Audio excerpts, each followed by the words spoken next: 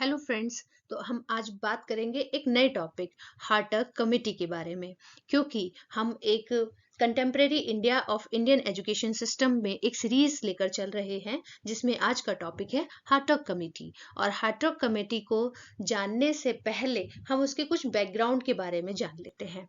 जब हम बात करते हैं हार्टक कमिटी की, तो उस समय पर उससे कुछ समय पहले फर्स्ट वर्ल्ड वॉर चल रहा था। और उसके जैसे ही अंत होता है, तो अब सारे कंट्री सोचने लगते हैं कि अब हम कैसे पॉलिटिकल अवेयरनेस या सेल्फ गवर्नेंस की बात करें। तो भारत भी उस समय उसके बारे में सोचता है। अब इस समय पर महात्मा गांधी का चंपारण मूवमेंट हुआ 1917 में। 1919 में नॉन कॉपरेशन मूवमेंट हुआ, स्टार्ट हो गया। और उसके बाद प्रेशर बढ़ा गवर्नमेंट के ऊपर जब प्रेशर बढ़ता है, तो वो कुछ फिर पब्लिक के बारे में सोचना शुरू करती है। अब पब्लिक के बारे में जब उसने सोचना शुरू किया, तो उसने गवर्नमेंट ऑफ इंडिया ने एक्ट निकाला 1919। इम्प्लीमेंट हो गया था जो 1921 तक।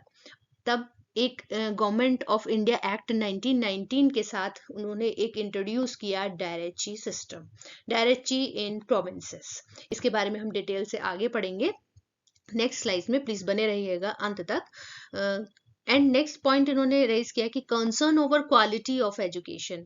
And next is then he appoint the committee of Hartog committee 1927। Then he submit the report in 1929। Next बात करते हैं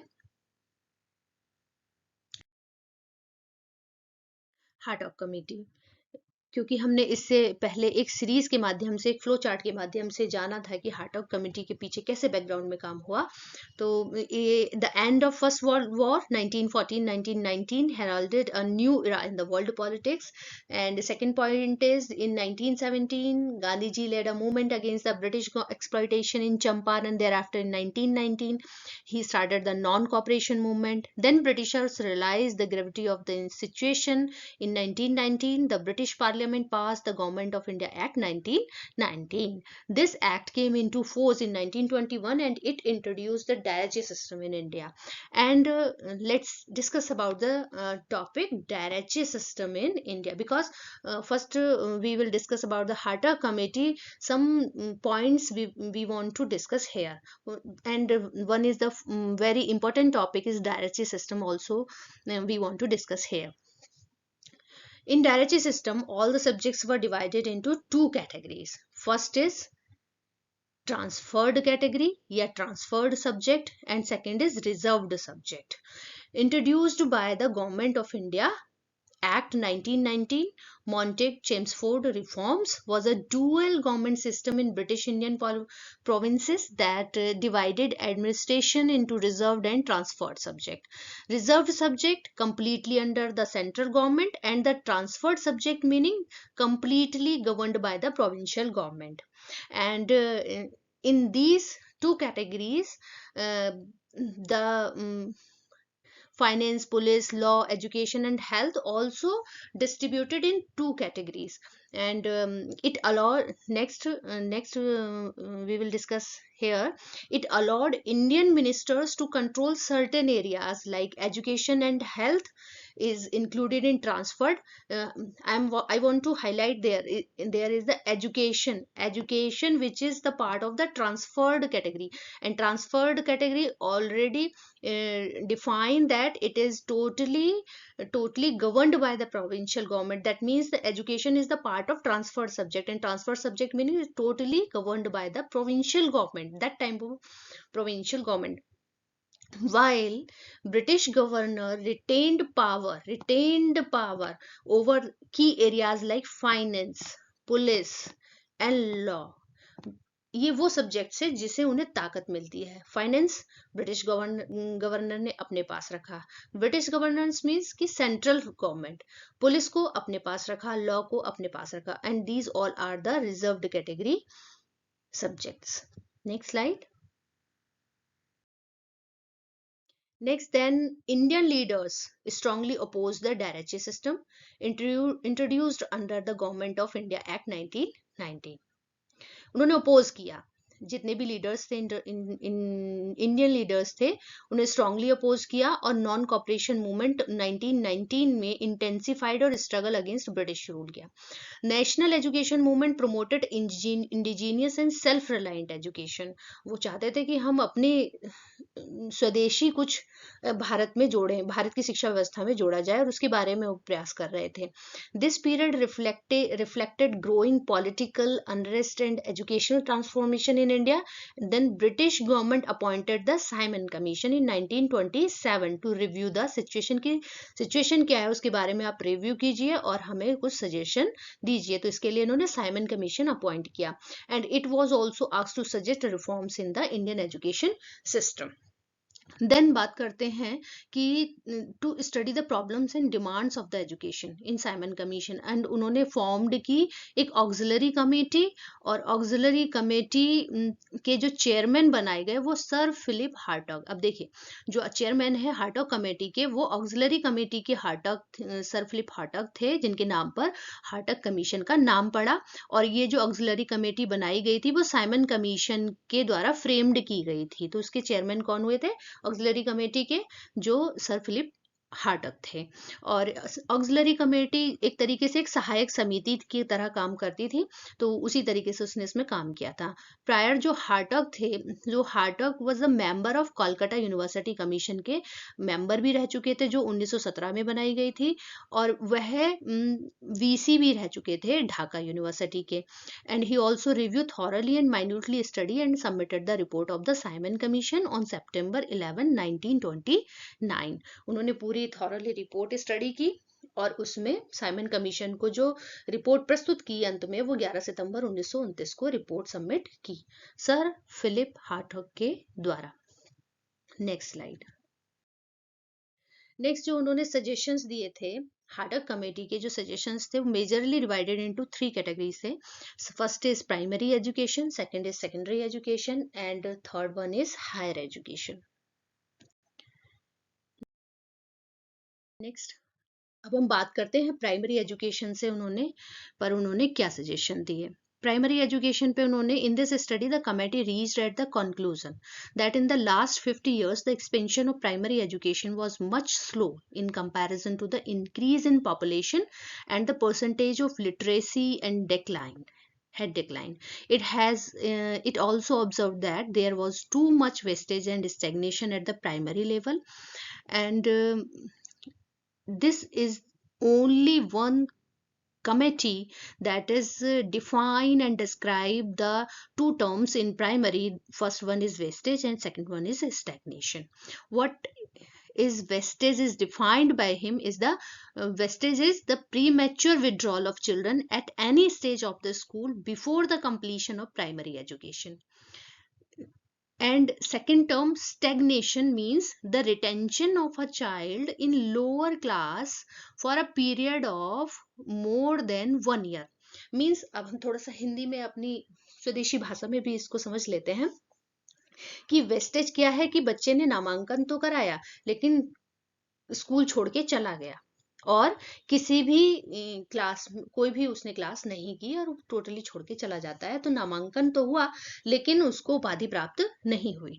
स्टैग्नेशन क्या होता है कि बच्चे ने एडमिशन लिया लेकिन उसकी पुअर क्वालिटी और कैपेबिलिटी की वजह से वो लोअर क्लास में ही 1 साल से ज्यादा एक ही कक्षा में बना रहता है, तो क्या होता है स्टैग्नेशन, मीन्स कि वो बार बार फेल हुए जा रहा है।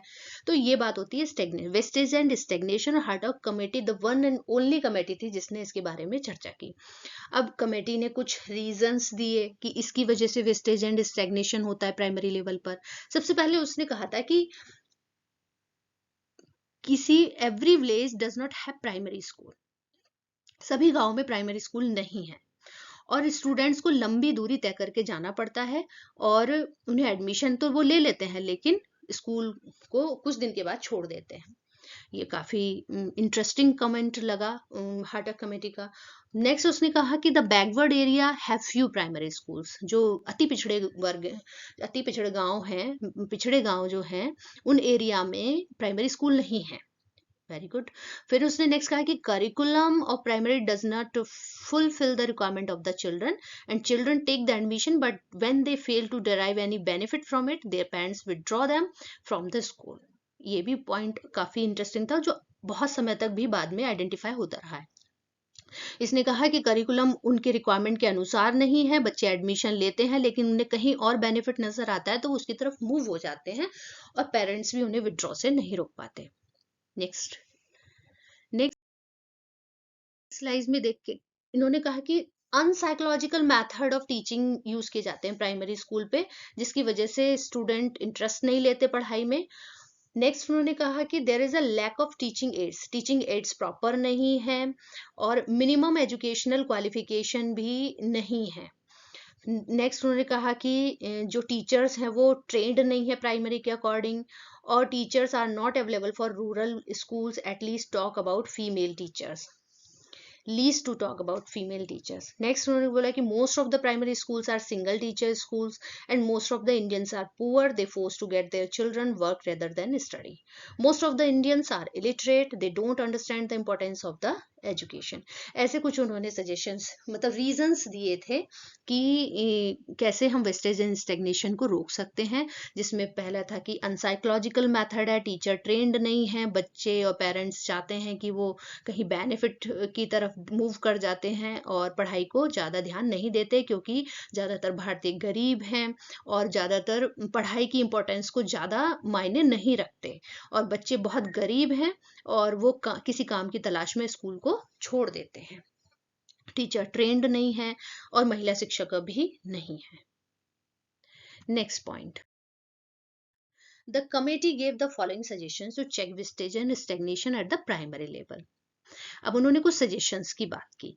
सजेशन उनका पहला सजेशन था वेस्टेज एंड स्टैग्नेशन के लिए कि the responsibility of primary education should not be left entirely on the local bodies, क्योंकि पूरी तरीके से लोकल बॉडीज पर डिपेंड करती थी प्राइमरी एजुकेशन। इसकी इसलिए भी एक रीजन है कि उसकी इतनी खस्ता हालत हो गई थी, हंटर कमीशन ने उसको टोटली लोकल बॉडीज को दे दिया था। लेकिन इसने बोला हटक कमेटी ने कि टोटली जो एंटायरली डिपेंड है वो लोकल बॉडीज पे प्राइमरी एजुकेशन, तो उसको हाईलाइट किया उसने। बाद में उसको रिफॉर्म में डाला गया हालांकि, लेकिन उसने इसका एक सजेशन दिया। नेक्स्ट उसने बोला कि primary education should not be made compulsory in haste and the number of primary schools inspectors should be increased and which schools not functioning good, that type school should be closed and primary school should be made of center of entertainment, village reforms, adult education। इसका सबका मतलब था कि बच्चे कैसे ना कैसे attract हों स्कूल की तरफ। And next is qualified and train teachers should be appointed. तो हमने जो बात की थी कि primary schools should be made of centre of entertainment, village reforms and adult education, because वे चाहते थे कि प्राइमरी स्कूल की तरफ बच्चे अट्रैक्ट हों। नेक्स्ट उन्होंने बोला था कि qualified and train teacher should be appointed and special course for the working teacher should be introduced for training and service condition, pay, salary should be increased and efforts should be made to check the wastage and stagnation right from the beginning. Next, suggestions for secondary education given by the Hattak Committee. This committee found two shortcomings is that first, secondary education was examination oriented and second, continue increase in the percentage of failure of students examination, and committee gave the reasons for shortcomings. Reasons for the two shortcomings as the follow. Two shortcomings means कि बच्चे बार बार क्यों fail हो रहे हैं और ये exam oriented क्यों है। तो उन्होंने कुछ शॉर्टकमिंग्स बताई। पहला कि लो एजुकेशन स्टैंडर्ड है and expansion of secondary education and liberal attitude in promoting students to the next class before class 10 and lack of well qualified teacher and lack of interest for the university and higher level education. First ki curriculum should be reformed, utilitarian subjects should be included in it And next is vocational and technical subjects should be included in the curriculum of secondary education, and alternative courses should be organized at the high school level. Students should have the option to choose the subject according to their interest, and trained and high qualified teachers should be appointed, and proper teacher training should be organized. Refresher course should be organized for working teacher, and salary and service conditions should be raised. तो overall जो देखा, जो एक हम secondary education के लिए जो इन्होंने सजेशंस दिए, फाइंड आउट की पहले शॉर्टकमिंग्स, फिर इन्होंने कुछ रीजंस बताए और कुछ सजेशंस दिए। उसके अनुसार कि बच्चे फेल क्यों होते हैं और एग्जामिनेशन सिस्टम पर ही फोकस क्यों जाता है। तो उन्होंने बोला था कि लो स्टैंडर्ड है, एक्सपेंशन नहीं है, लिबरल एटीट्यूड है, वेल क्वालिफाइड टीचर नहीं है, बच्चों जो मोटिवेट नहीं है हायर एजुकेशन के लिए, इसीलिए वो उसी में रह जाते हैं। तो इन्होंने जो किया कि पहले करिकुलम रिफॉर्म होना चाहिए और जो उपयोगी सब्जेक्ट हैं उनको इंक्लूड करना चाहिए, क्योंकि जो सेकेंडरी एजुकेशन है वो डायरेक्शन दे देती है अप्रोक्सीमेट कि हम किस प्रोफेशन में जाएंगे।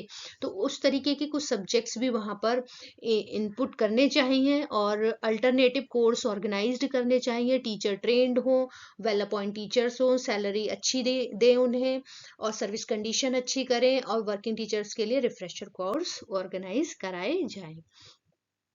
नेक्स्ट सजेशंस थे फॉर हायर एजुकेशन। तो इसके लिए उन्होंने कमेटी ने सेटिस्फेक्शन एक्सप्रेस किया फॉर क्वांटिटेटिव एक्सपेंशन के लिए, but showed concern for its decline at the qualitative level. It also stated that this education was in theoretical, which increasing educated unemployment. Following causes were cited by the committee for the shortcomings in the higher education. First one is lack of proper coordination between universities and their affiliated colleges. Second is honors course are not run properly in the university and college. And next is there is no proper organization of libraries in university and colleges, and the 12th pass students given admission in the universities and colleges, and the number of students in the university and colleges more than their capacity. Suggestions for higher education. First one is some universities should be solely for teaching and research work in the country, should be followed. Proper arrangement of library, laboratory and research work should be made in every university. Next is honors course should be started. honors course चलाए जाए university में और उनका जो standard है वो maintain रखा जाए. Next is industrial and technical education should be organized in university and college, and higher education should be made job oriented. Next is employment bureau should be opened in the university, which should provide information about job opportunity to the students, and strict rules should be followed for admission. And next is university should have the responsibility to appoint teachers in the affiliated colleges. So students, इस lecture में हमने हार्टॉग committee के बारे में पढ़ा, जो उसने primary से लेकर हायर एजुकेशन के बारे में सजेशंस दिए, और मेजर जो सजेशन उसका आज भी जाना जाता है वो वेस्टेज एंड स्टेग्नेशन के लिए जाना जाता है, जो कि हार्टॉग कमेटी ने ही दिया था और जो प्राइमरी लेवल के लिए था, और बहुत इंपॉर्टेंट और बहुत कीन ऑब्जर्व करके उसने दिया था, तो जो बहुत अच्छा एक सजेशन माना गया है, देखा भी गया है अभी तक। और जो उसने सजेशंस दिए वो कहीं ना कहीं कुछ लेवल पर फॉलो किए गए और बाद तक भी फॉलो होते रहे, क्योंकि फंड से रिलेटेड उस समय पर जो इंडियन गवर्नमेंट थी वो जूझ रही थी, तो सभी सजेशंस फॉलो नहीं भी किए गए थे। तो ये था आज का हमारा लेक्चर। आई होप कि आपको पसंद आया हो। Please like and subscribe my channel. Thank you.